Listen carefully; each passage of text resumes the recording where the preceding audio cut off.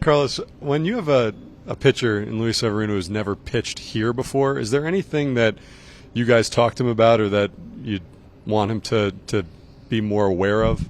No, not really. You don't want to put too much in his head. You just want him to go out there and use his strength. Be the pitcher you are. Go stay on the attack.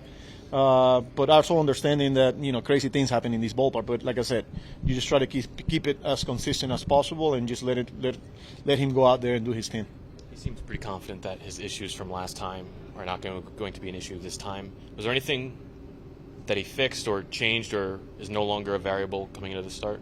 I think it was just one of those days that he didn't have it. I think as soon as he got to the bullpen, he probably felt it that it was going to be a day where he's going to, he needed a fight. And, he just never found it that day. But 3 days later, we kept checking with him. He continues to say he feels really good, strong. So we feel good about him going out there today. So. How much does it matter to you guys what his velocity looks like out there today? Well, you're always looking at, especially like what the velo looks like. Obviously that it was down his last outing, but again, he continues to check all the boxes, all the measures that we do. But we'll be keeping a close eye on it. Pete's back in the cleanups. Do you think you'll kind of do it this way with lefties and righties? Yeah, it's something that I'll talk to him.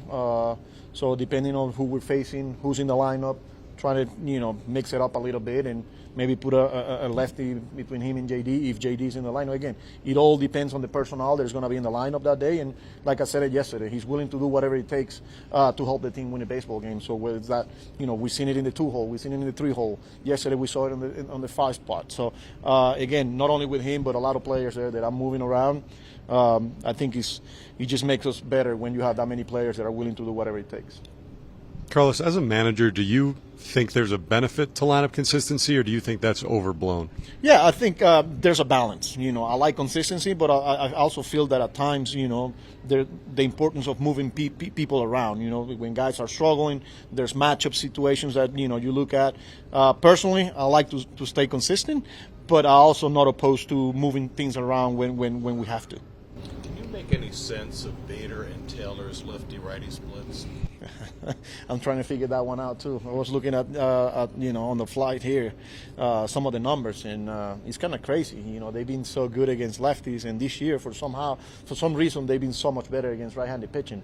But this is something that they've done in their career, so I would expect these numbers to be better as we get going here. Just a break for Alvarez. Yeah, especially after catching 2-day games. The Sunday, getting on the plane, catching the pretty hot day yesterday in St. Louis, and getting on the plane back here. I have to be careful with him. But yeah, just an off day. When you look at his power numbers, do you think that the thumb has been a factor here?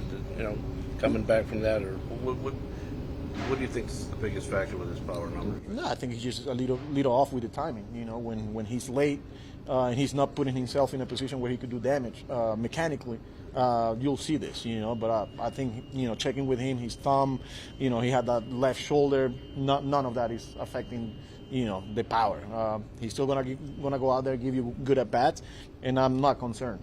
Does he seem worried about it at all? No, he's the same guy. He wants to win.